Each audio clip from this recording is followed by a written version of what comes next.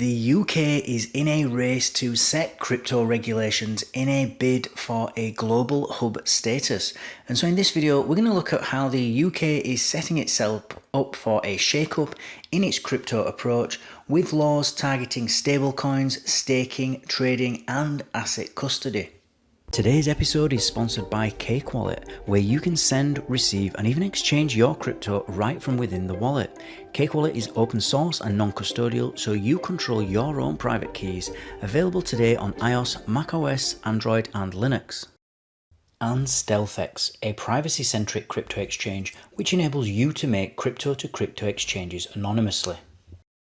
Good evening everybody and a warm welcome again back to Enter Crypto with me, Chris Kenyon. Now in today's video we're going to be talking about the UK's recent announcement about plans to introduce some sweeping new regulations for crypto.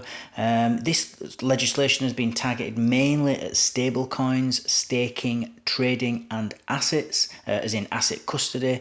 And up to now the UK really has adopted a sort of cautious approach, and so in this video we're going to look at whether this will actually hinder its goal of becoming a crypto leader or a crypto hub, as Rishi Sunak has been saying or been talking about. So as always guys, let's quickly jump straight into this article, see what it's about, see what we can learn, and then we'll comment after. So the UK is poised for a significant shift in its approach to crypto. The government has announced plans for sweeping new laws targeting the regulation of stablecoins, staking, trading and asset custody within the crypto industry. This move comes amidst a global race to establish clear frameworks for digital assets, with the UK aiming to position itself as a major crypto hub. Economic Secretary Bim Afalame, speaking at the Innovative Finance Global Summit, confirmed the upcoming legislation.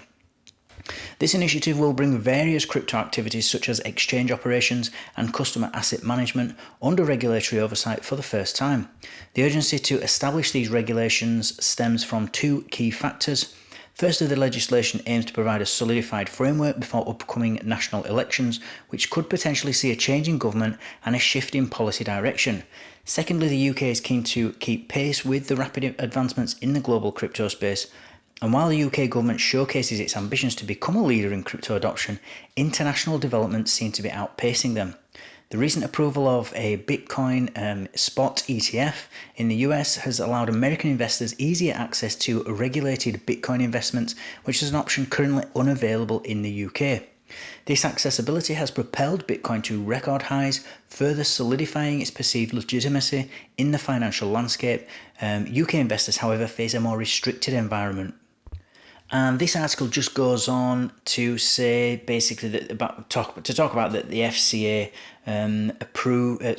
banned some crypto derivatives for retail investors. So things like leverage trading or margin trading, it's sometimes known as, within crypto. Retail are not allowed to do it. So that means like people like me and you, we just can't get involved in leverage trade or margin trade. It's just not possible. We can buy spot Bitcoin, we can buy spot cryptocurrencies and take them off the exchange, do what we want with them, but we can't leverage trade. It's just not allowed. Whereas in the EU and in the US, it is allowed, as long as you obviously report your taxes and you report any profits that you've made and declare, make proper declaration at the end of the year, the financial year. Then there's no problem. You can do it. So it's really kind of a UK thing. And I know there's some other countries out there that do also ban it, but there's not many. UK is kind of alone in that regard. But Jeremy Hunt and this particular government that's in now, with this being an election year, as this article says, they want to get this legislation pushed through, and they want to get it through fast, because this is really crypto. I don't think anyone's in any doubt now that crypto is kind of the future. Certainly people watching this channel will be thinking that anyway, if you're thinking along the same lines as me. And so because of that, they'll want to get in early. The Tory party will want to get their laws and get things that they believe in and laws that align with their beliefs in now, to make it difficult later to change it if you can get in there first. Because if they lose the election and Labour get in, then obviously they'll be the ones deciding what happens with this cryptocurrency thing. And if it does turn out to be the future, then it'll be Labour or people that believe in Labour's beliefs that will benefit the most, obviously.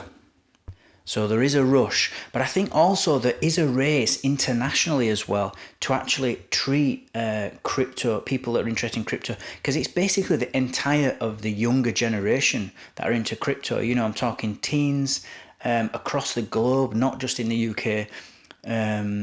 People in the 20s and 30s, they're all know now, the sort of crypto literate, if you will. And so to appeal to these types of people, they're not just going to have to create new legislation for crypto, but it's actually going to have to be favourable, I would think, because we're starting to see, because of globalisation, that governments are starting to kind of compete with each other for us, you know, and you'll see lots of citizenship by investment plans. There seems to be more and more of those now, where you can literally invest in a particular country and agree beforehand that you will get citizenship. It's not many places that do it, but there is more than there used to be.